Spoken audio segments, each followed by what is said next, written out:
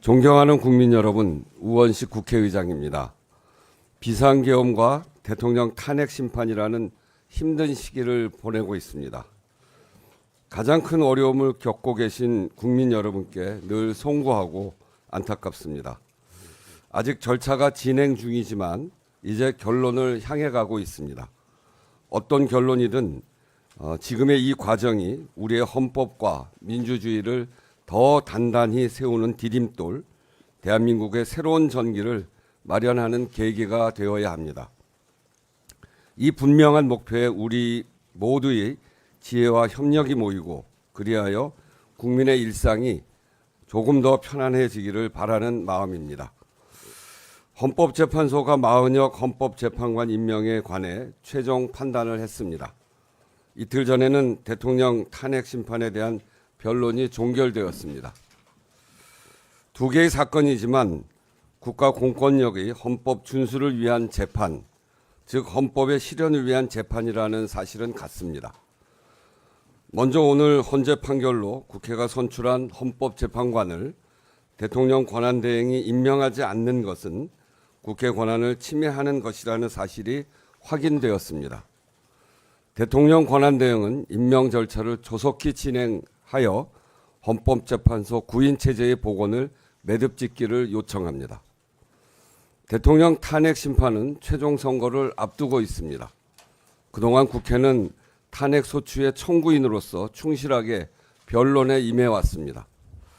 국회의 변론은 헌법 수호라는 국회의 사명을 실천하는 과정이었으며 국민 주권과 민주주의를 실현하기 위한 노력이었습니다. 이제 국회는 겸허한 자세로 헌법재판소의 최종 판단을 기다리고자 합니다. 존경하는 국민 여러분, 지난 12월 이후 우리 사회는 극심한 혼란을 겪고 있습니다. 견해차에서 오는 대립과 갈등이 민주주의가 허용하는 수준을 넘어 헌법과 사법체계를 부정하고 폭력을 수반하는 상황에 이르렀습니다. 이러한 일들이 용인되고 반복된다면 국가 존립과 공동체 유지의 최소 기반마저 무너질 수 있다는 위기감도 함께 커가고 있습니다. 탄핵 심판은 이념이나 정치적 승패의 문제가 아닙니다.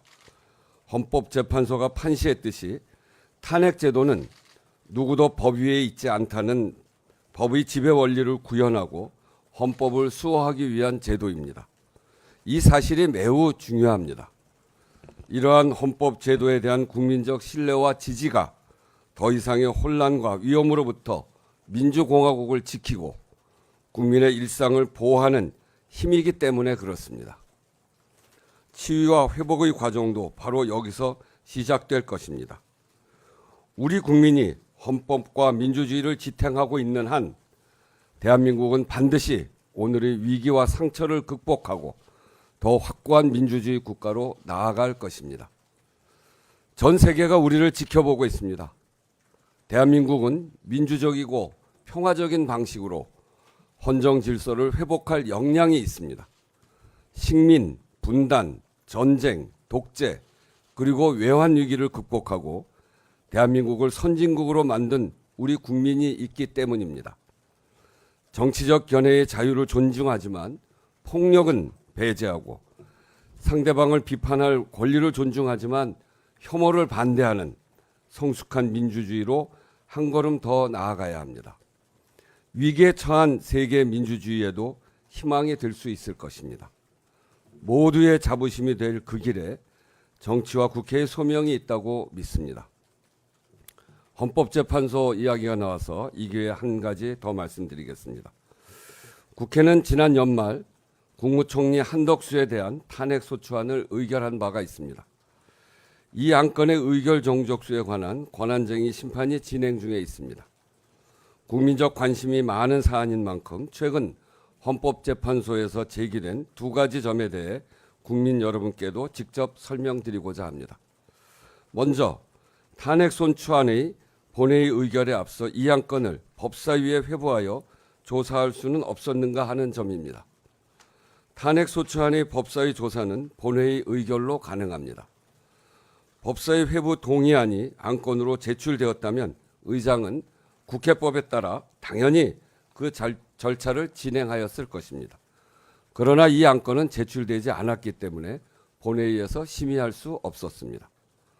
두 번째로 의결 정족수를 본회의에서 의결하는 방안은 이를 실현할 법적 절차와 방법이 없다는 점에서, 또한 그것이 현실적 규범적으로 바람직하냐는 점에서 의결 정족수 판단의 선행 과정으로 삼기 어렵다고 판단했습니다. 이 문제가 논란이 된 것은 탄핵 소추 대상자가 대통령 권한대행인 경우에 의결 정족수 규정은 헌법에 따로 없기 때문입니다.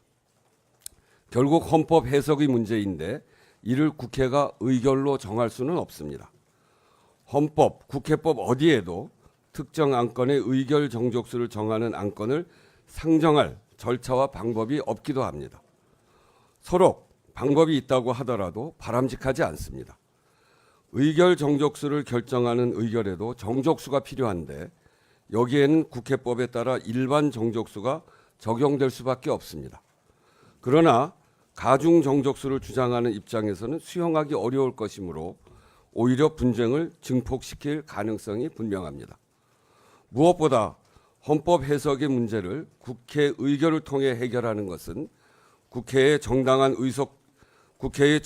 의석수 변화에 따라 헌법의 해석이 달라지는 결과를 초래할 수 있습니다.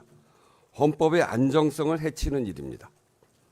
당시 탄핵 소추안은 의결 정족수에 대한 여야의 의견 조율이 사실상 불가능한 상황에서 제출되었습니다.